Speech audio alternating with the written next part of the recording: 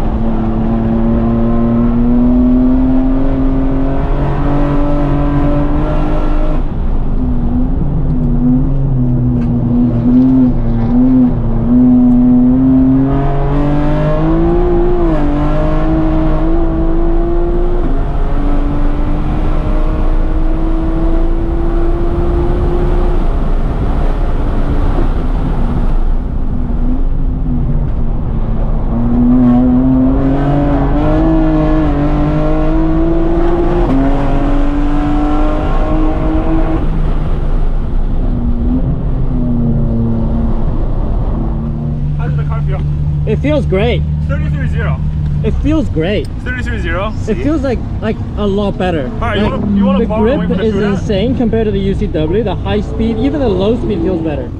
We got the bling, man. Check out the bling. Bling, baby. Bling baby.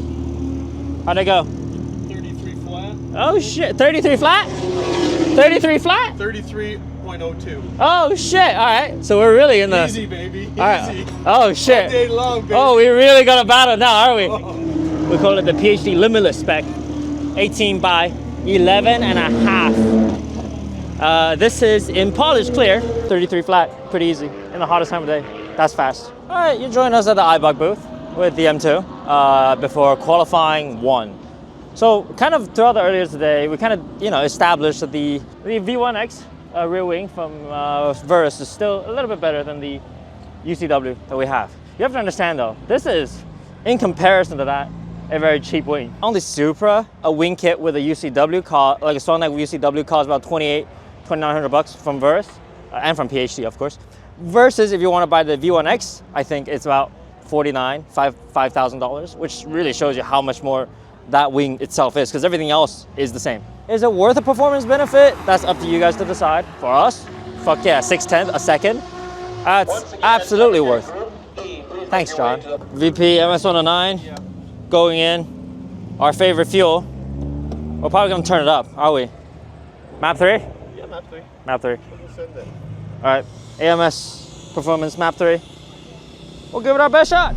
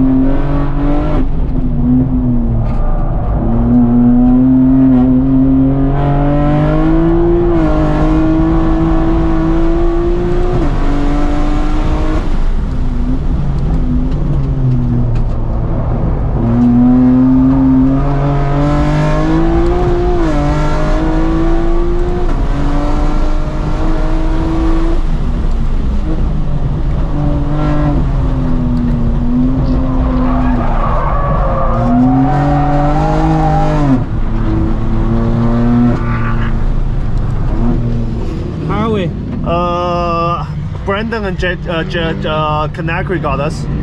What do we do? 33.3, Brandon 33.0, Canacri 32.9. Okay. So we're still tight. I tried to go for a little bit more than 5. Yeah. And it just got loose on me. So, Okay. I think tomorrow morning we'll just steal the wing. It's gonna need to be a tomorrow morning. Yeah, yeah. Welcome everyone to Saturday of Time Attack. Saturday is the important day. Today we have 2 qualifying sessions. You have to stay in the top 5. And then finally they have the shootout, the Podium sprint, where we're given each 2 laps if you're in the top 5 to go out and set your fastest time. Your previous times are erased, and so those times will count for your weekend results. Supposedly, it might rain for Podium shootout, which is gonna be absolutely crazy. It'll become a case of who has the best tires for the condition, who are able to drive the best for the conditions, and really who's got the most amount of balls. And of course, if you throw it off the track, 4 off or spin, your times are deleted. It's a game of risk versus reward. Once again, Thanks. So as we talked about yesterday, the UCW actually works okay. Yesterday with the UCW in the afternoon session with the power turned up, I ran a 33.3, which puts us 3rd in TrackMod. The UCW wing, been good, but I think we're going to, for the rest of the weekend, probably borrow our good buddy Wilbur's V1X from Verus as well. It's actually the same tab width between the Supra kit and the M2 kit. That's how they made it kind of universally usable. So they only need to stock one size, one specific version of the wing, and it will fit both cars.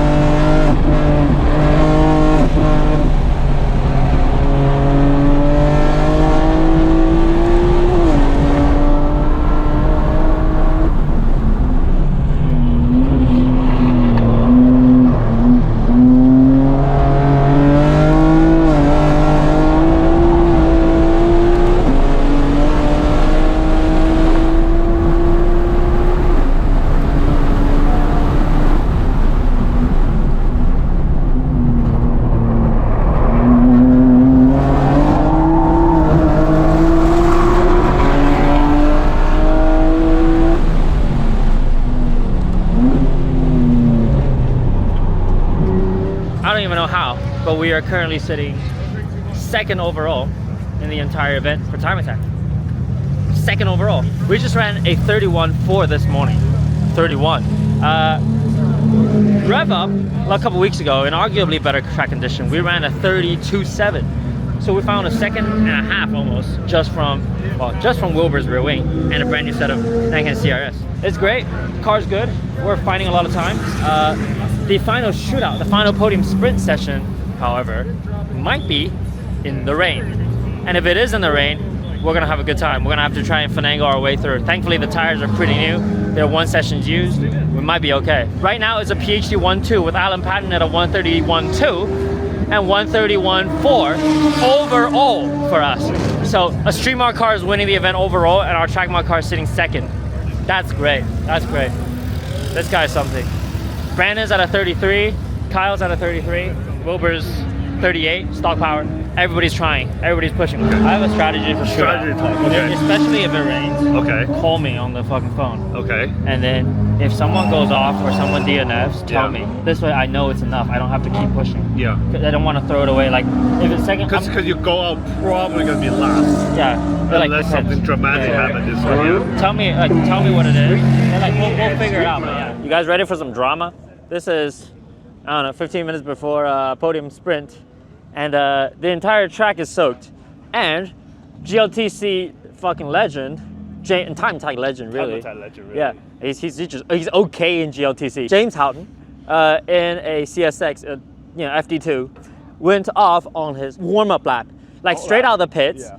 Touch the brakes, straight into the grass. It's damp is what it is, but there's just like, there's no water standing, and it's still going, so it's only gonna get worse.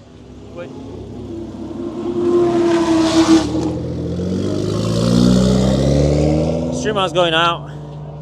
We're all like, it's very intermediate right now. It's like right on the crossover point between wet and dry. It's stopped. It is stopped, which is great. Final call for Street Mod Podium Sprint. Final call. Street Mod for Podium Sprint. Final call.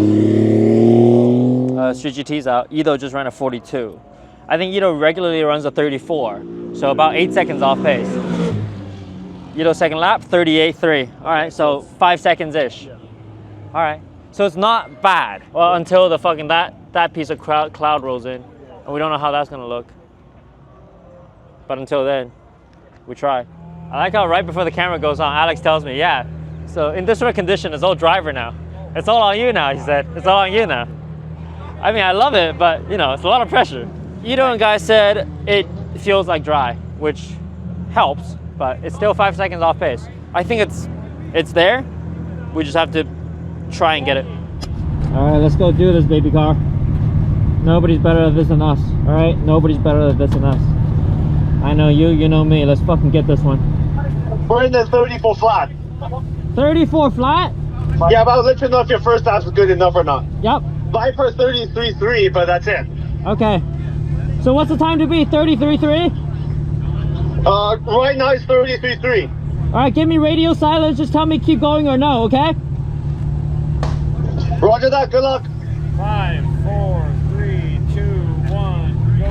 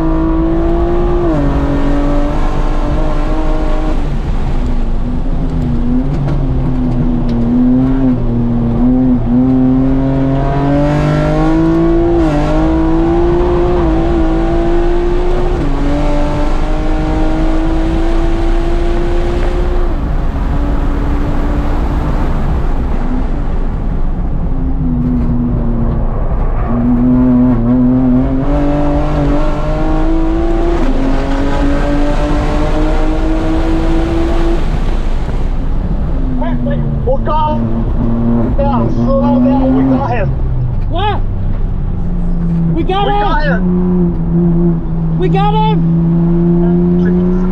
Nice, nice, we got him. We got him! Yeah, got him. We're good. We're good. Okay, good! Fuck yeah! Let's go! Yeah, buddy. Good Let's job, fucking buddy. go. Proud of you. Let's go, baby. Thanks, dudes. Jackie dig again. Sorry!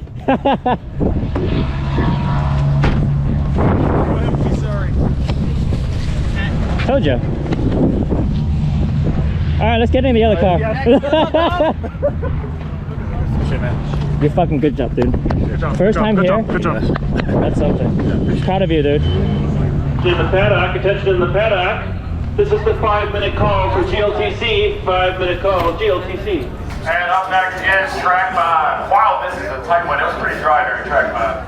33,309 for P3 with the Viper, Colton Drakowski. And just in front of him, he also ran his first GLTC weekend ever. Double duty, that was busy. He looks tired. 32,981 Jason Canacris. And right in front of the 32,981 was a 32,663 Jackie Ding in the M2. Very nice.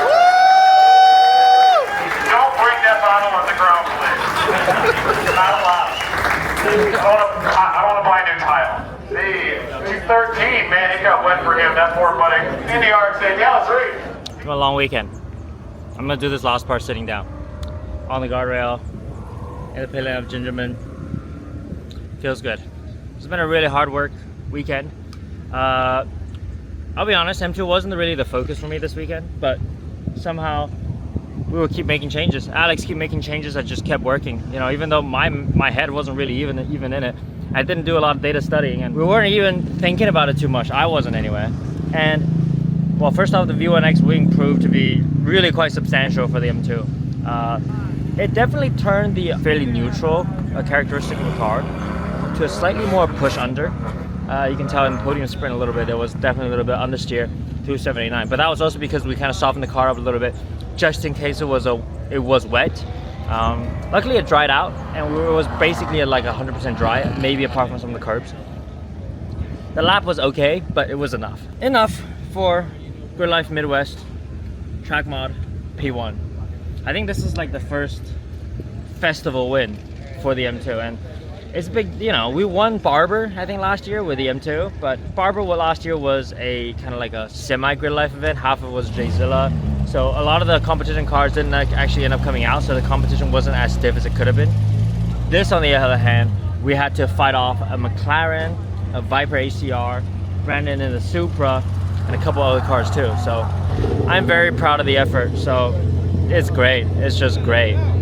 We had the pace in the dry. Maybe not quite, you know, 100% pure pace. I think McLaren had a little bit more than us still. But when the condition was on and I had to put it on the line to deliver, the M2 was everything I needed and more.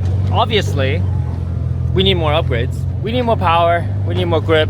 We need more aero. You know, from the V1X wing experiment, I think it's pretty clear that, you know, the car could really benefit from some extra downforce, and that'll be the target next. We're looking into how to make this car from its current state, you know, running mid 31s at Gingerman, to something stupid like that can run 29, 28 at Gingerman. Thank you so much for the support this weekend. This is kind of a side project, but it performed like a champ.